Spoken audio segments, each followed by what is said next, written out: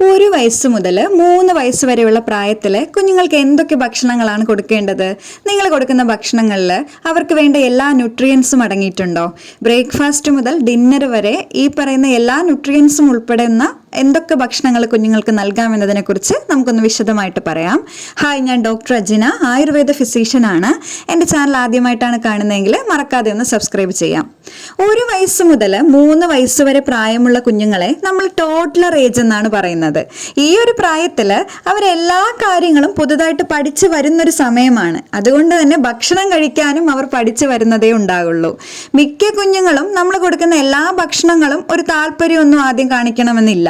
ചിലപ്പോൾ കൊടുത്ത ഉടനെ തന്നെ തുപ്പിക്കളയാറുമുണ്ട്. പക്ഷെ ഒരു തവണ കുഞ്ഞത് തുപ്പിയെന്ന് കരുതി പിന്നീട് ആ ഫുഡ് തീരെ കൊടുക്കാതിരിക്കുകയല്ല ചെയ്യേണ്ടത്. മറിച്ച് അത് മറ്റേതെങ്കിലും രീതിയിൽ ഉണ്ടാക്കിയിട്ടോ അല്ലെങ്കിൽ എന്തെങ്കിലും കളികളിലൊക്കെ ഏർപ്പെടുന്ന സമയത്തോ ഒക്കെ കഴിപ്പിക്കാൻ ശ്രമിക്കണം. നിർബന്ധിച്ച് കുഞ്ഞുങ്ങൾക്ക് ഭക്ഷണം കൊടുക്കുന്ന ശീലവും അത്ര നല്ലതല്ല. രസകരമായ രീതിയിൽ ഭക്ഷണം കൊടുക്കാൻ ശ്രമിക്കാം. അതായത് കുഞ്ഞുങ്ങളുടെ ബ്രെയിൻ ഡെവലപ്മെന്റിനും ശാരീരികവും മാനസികവുമായ എല്ലാ വളർച്ചാ ഘട്ടങ്ങളും ഒക്കെ നടക്കുന്നത് ഈ ഒരു ടോഡ്ലർ ഏജ് ഗ്രൂപ്പിലാണ്. അതിനാൽ നമ്മുടെ കുഞ്ഞുങ്ങൾ ഈ സമയങ്ങളിൽ നിർബന്ധമായും ഒരു ബാലൻസ്ഡ് ഡയറ്റ് ആണ് കഴിക്കുന്നതെന്ന് ഓരോ പാരൻസും ഉറപ്പുവരുത്തേണ്ടത് അത്യാവശ്യമാണ്. അവരുടെ ബോഡി വെയ്റ്റിൽ മാത്രമല്ല നിങ്ങൾ കോൺസെൻട്രേറ്റ് ചെയ്യേണ്ടത്. കൂടാതെ അവർ ആക്റ്റീവ് ആണോ, അതുപോലെ അവരുടെ മെമ്മറി ഡെവലപ്മെന്റ്, ബ്രെയിൻ ഡെവലപ്മെന്റ്, ഇതൊക്കെ ശ്രദ്ധയിലുണ്ടാകണം.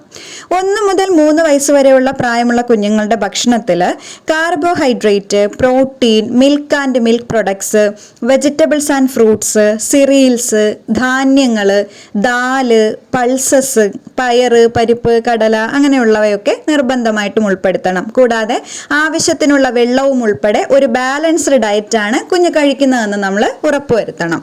ഈ ഒരു ഏജ് ഗ്രൂപ്പിൽ എല്ലാ ദിവസവും പ്രധാനമായിട്ടും 5 തവണയായിട്ട് ഭക്ഷണം നൽകാൻ തുടങ്ങാം. അതായത് 3 പ്രധാന ഭക്ഷണങ്ങളും 2 ലഘു ഭക്ഷണങ്ങളും, ബ്രേക്ക്ഫാസ്റ്റ്, ലഞ്ച്, ഡിന്നർ, ഇങ്ങനെ 3 മെയിൻ ഫുഡുകളും, മോർണിംഗ് സ്നാക്ക്, ഈവനിങ് സ്നാക്ക് എന്നിങ്ങനെ 2 ലഘു ഭക്ഷണങ്ങളും ഉൾപ്പെടുത്താൻ ശ്രമിക്കുക.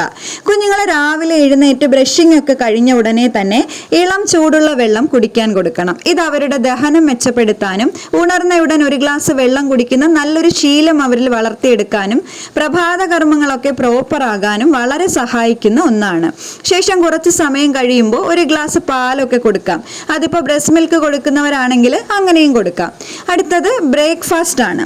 1 വയസ്സ് കഴിഞ്ഞാൽ മുതൽ നിങ്ങളെ വീട്ടിലുണ്ടാക്കുന്ന എല്ലാ പ്രഭാത ഭക്ഷണങ്ങളും കുഞ്ഞുങ്ങൾക്കും നൽകാവുന്നതാണ്. ഇഡ്ലി, ദോശ, ഇടിയപ്പം, അപ്പം, ഇങ്ങനെ ഏതായാലും അതിനൊപ്പം വെജിറ്റബിൾസ് ഒക്കെ കൊണ്ടുള്ള കറികൾ, അതും അല്ലെങ്കിൽ പയറ്, കടല, ഇങ്ങനെയുള്ള കറികളൊക്കെ ഇതിനൊപ്പം ഉൾപ്പെടുത്താൻ ശ്രമിക്കണം. കുഞ്ഞുങ്ങൾക്കും കൂടി കൊടുക്കാനുള്ളതാണെന്ന് പരിഗണിച്ചിട്ട് എരിവും പുളിയും ഒക്കെ കുറച്ച് തയ്യാറാക്കാൻ ശ്രമിക്കുക. ബ്രേക്ക്ഫാസ്റ്റ് കഴിഞ്ഞ് കുഞ്ഞുങ്ങളെ നല്ല രീതിയിൽ കളിക്കാനൊക്കെയുള്ള ഒരു അവസരം ഒരുക്കണം. ഇത്തരത്തിലുള്ള ഫിസിക്കൽ പ്ലേകൾ ഒരിക്കലും അവരുടെ ദഹനം എളുപ്പമാക്കാനും അതുപോലെ വിശപ്പ് കൂടുതലാക്കാനും സഹായിക്കും. ഇനി മിഡ് മോർണിംഗ് സ്നാക്ക്, അതായത് ബ്രേക്ക്ഫാസ്റ്റിനും ലഞ്ചിനും ഇടയിൽ നൽകാൻ പറ്റിയ നല്ലൊരു ഓപ്ഷനാണ് മുട്ട. കോളീനും വൈറ്റമിൻ B12 ധാരാളം അടങ്ങിയിട്ടുള്ള മുട്ടയിൽ ഓർമ്മശക്തിയും ഏകാഗ്രതയും കൂട്ടാൻ വളരെ പ്രധാനമാണ്. അല്ലെങ്കിൽ ബനാന, നേന്ത്രപ്പഴം വേവിച്ചത്, ഫ്രൂട്ട്സ് എന്തെങ്കിലും ആണെങ്കിൽ അത് കട്ട് ചെയ്തിട്ട് കുട്ടികൾക്ക് കഴിക്കാൻ പാകത്തിന് കൊടുക്കാം. അവക്കാഡോ ആണെങ്കിൽ അത് സ്മാഷ് ചെയ്ത് ഉടച്ചിട്ട് കൊടുക്കാം. പച്ചക്കറികൾ വെച്ചിട്ടുള്ള സൂപ്പുകളാണെങ്കിൽ അത് ഈ മിഡ് മോർണിംഗ് സ്നാക്കായിട്ട് കൊടുക്കാം. ഇവയൊക്കെ മിഡ് മോർണിംഗ് സ്നാക്സിൽ ഉൾപ്പെടുത്താൻ പറ്റുന്ന നല്ല ഓപ്ഷനുകളാണ്. ഇനി 2 വയസ്സ് വരെയെങ്കിലും കുറുക്കുകളൊക്കെ നിർബന്ധമായിട്ടും കുട്ടികൾക്ക് നൽകാൻ ശ്രമിക്കാം. ഇപ്പോൾ റാഗി അല്ലെങ്കിൽ നേന്ത്രക്കായ പൊടി വെച്ചിട്ടുണ്ടാക്കുന്ന കുറുക്കുകൾ, അവയൊക്കെ കുട്ടികളുടെ ശാരീരിക വളർച്ചയ്ക്കും ബുദ്ധി വളർച്ചയ്ക്കും വളരെ അത്യാവശ്യമാണ്. അതുപോലെ പശുവിൻ പാല് ആ രീതിയിൽ തന്നെ ഒറ്റയ്ക്ക് കൊടുക്കാതെ ഇത്തരത്തിലുള്ള കുറുക്കുകളിലൊക്കെ ചേർത്തിട്ട് പാകം ചെയ്ത് കൊടുക്കുന്നതാണ് നല്ലത്. ഇനി ശ്രദ്ധിക്കേണ്ട മറ്റൊരു കാര്യം നെയ്യാണ്. നിർബന്ധമായും ഈ ഒരു ഏജ് ഗ്രൂപ്പിൽ എല്ലാ ദിവസവും അവരുടെ ഭക്ഷണത്തിൽ നെയ്യ് ഉൾപ്പെടുത്തണം. കൂടാതെ നട്ട്സിൽ തന്നെ പ്രധാനം വാൾനട്ട് ആണ്. ഇത് നിങ്ങൾ ശ്രദ്ധിച്ചിട്ടുണ്ടാവും. മനുഷ്യന്റെ മസ്തിഷ്കത്തിന്റെ ഒരു ഷേപ്പാണ് വാൾനട്ടിനുള്ളത്. അപ്പൊ ഇതിലെ omega-3 ഫാറ്റി ആസിഡ് കുഞ്ഞുങ്ങളിലെ ഓർമ്മശക്തിക്കും ഏകാഗ്രതയും ഒക്കെ വളരെ മികച്ച ഒരു ബ്രെയിൻ ഫുഡാണ് എന്ന് തന്നെ വേണമെങ്കിൽ പറയാം.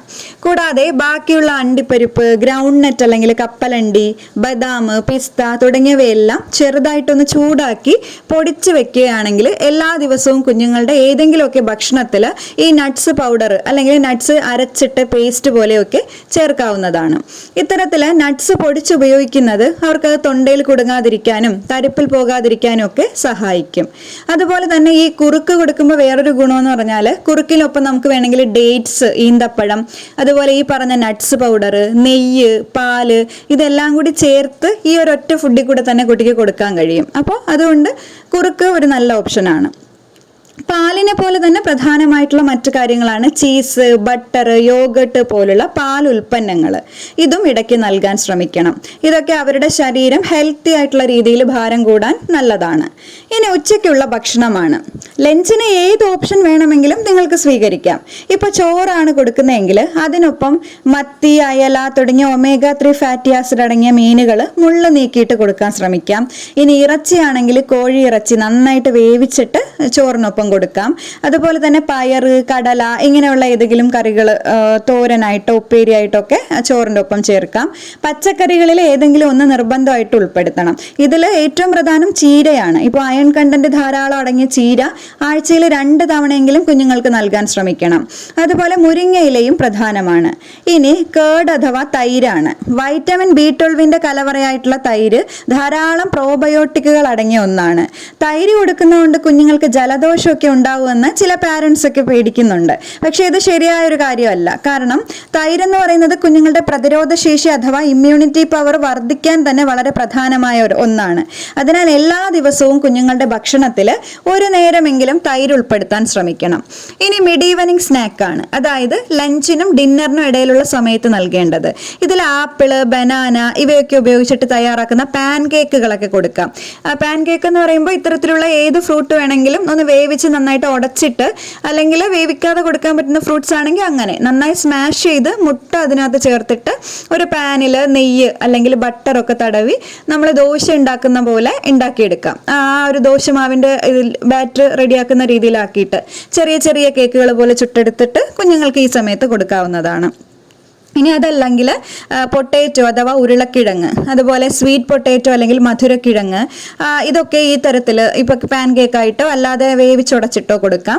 അതുപോലെ പരിപ്പ്, ഉഴുന്നൊക്കെ അടങ്ങിയ സ്നാക്കുകൾ ഇവയെല്ലാം കുഞ്ഞുങ്ങൾക്ക് ഒരു ഈവനിങ് സ്നാക്കായിട്ട് കൊടുക്കാവുന്നതാണ്. ഇനി കഴിക്കുന്ന കുട്ടികളൊക്കെ ആണെങ്കിൽ ഉപ്പുമാവ് പോലെയൊക്കെ വെജിറ്റബിൾസ് ഒക്കെ ചേർത്തിട്ട് അങ്ങനെ ഉണ്ടാക്കി കൊടുക്കാം. അതുപോലെ പച്ചക്കറികളൊക്കെ അരച്ച് ചേർത്തിട്ട് ഇഡ്ലി മാവൊക്കെ ഉണ്ടെങ്കിൽ ഇഡ്ലി പോലെയൊക്കെ പുഴുങ്ങിയിട്ടും ഈ സമയത്ത് കൊടുക്കാം. ഇനി രാത്രിയിലെ ഭക്ഷണമാണ് ഡിന്നർ. ഇതൊരു 7 മണി മുതൽ 8 മണിക്കുള്ളിൽ നൽകാൻ ശ്രമിക്കണം. എങ്കിൽ അവർക്ക് ദഹനമൊക്കെ പ്രോപ്പറായിട്ട് ഉറങ്ങുന്നതിന് മുന്നേ നല്ല രീതിയിൽ ഉള്ള ഉറക്കവും കിട്ടുകയുള്ളൂ. ഡിന്നറിന് ഒരുപാട് ഹെവി അല്ലാത്ത ലൈറ്റ് ആയിട്ടുള്ള ഭക്ഷണങ്ങൾ, അതായത് റവക്കഞ്ഞി, അരിക്കഞ്ഞി, റോൾഡ് ഓട്സ് കാച്ചിയത്, ദോശ, ഇഡ്ലി, ചോറാണെങ്കിൽ അതും കൊടുക്കാവുന്നതാണ്. ഇനി പ്രത്യേകം ശ്രദ്ധിക്കേണ്ട ഒരു കാര്യം, കുട്ടികൾ കൃത്യമായ ഇടവേളകളിൽ നന്നായിട്ട് അവർക്ക് ആവശ്യമുള്ള വെള്ളം കുടിക്കുന്നുണ്ടെന്ന് ഉറപ്പുവരുത്തണം. കുഞ്ഞുങ്ങളുടെ ഭക്ഷണത്തിൽ ഈ പറഞ്ഞ കാര്യങ്ങളൊക്കെ ഉൾപ്പെടുന്നുണ്ടെങ്കിൽ കുട്ടിക്ക് ഒരു ബാലൻസ്ഡ് ഡയറ്റാണ് നിങ്ങൾ ഫോളോ ചെയ്യുന്നതെന്ന് പറയാൻ കഴിയും.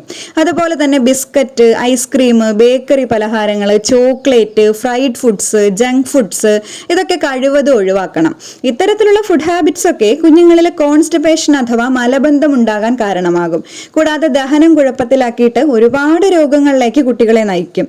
ചെറിയ പ്രായത്തിലെ ഇത്തരം കാര്യങ്ങൾ കൊടുത്ത് ശീലിപ്പിച്ചാൽ പിന്നീട് അത് നമുക്ക് മാറ്റിയെടുക്കാൻ കഴിയാതെ വരും. നമ്മൾ ശീലിപ്പിച്ചാൽ മാത്രമേ കുഞ്ഞുങ്ങൾ ഇതൊക്കെ ശീലിക്കുന്നുള്ളൂ, അല്ലേ? ചെറിയ കുട്ടികളാണ്. അപ്പോൾ നമ്മളിപ്പോൾ നല്ല ശീലങ്ങളാണ് പഠിപ്പിക്കുന്നതെങ്കിൽ അത് തന്നെ അവർ തുടർന്നും അവരുടെ ലൈഫിൽ ഫോളോ ചെയ്യാൻ ശ്രമിക്കും. സോ അവരുടെ ആരോഗ്യമാണ് പ്രധാനമെങ്കിൽ ഇവയൊക്കെ നമ്മൾ കഴിവതും ഒഴിവാക്കണം. അതുപോലെ അമിതമായ പഞ്ചസാരയും അധിക ഉപ്പും ഒക്കെ കുറയ്ക്കുന്നതാണ് നല്ലത്. ഇത്തരത്തിൽ കൃത്യമായ ഒരു ഭക്ഷണശീലം ഈ പ്രായത്തിൽ തന്നെ ഉണ്ടാക്കിയെടുക്കുന്നത് കുഞ്ഞുങ്ങളെ ഹെൽത്തി ആക്കി വളർത്താൻ സഹായിക്കുന്നതാണ്. പ്രധാനമായിട്ടും 1 മുതൽ 3 വയസ്സ് വരെ പ്രായത്തിലുള്ള കുഞ്ഞുങ്ങളുടെ ഭക്ഷണത്തെക്കുറിച്ച് ഇത്രയും കാര്യങ്ങളൊക്കെയാണ് പറയാനുള്ളത്. കൂടുതലായിട്ട് നിങ്ങൾക്ക് എന്തെങ്കിലും സംശയങ്ങളൊക്കെ ഉണ്ടെങ്കിൽ കമൻസിലൂടെ ചോദിക്കാം. ഈ വീഡിയോ ഇഷ്ടമായെങ്കിൽ please do like, share, comment and subscribe. Thank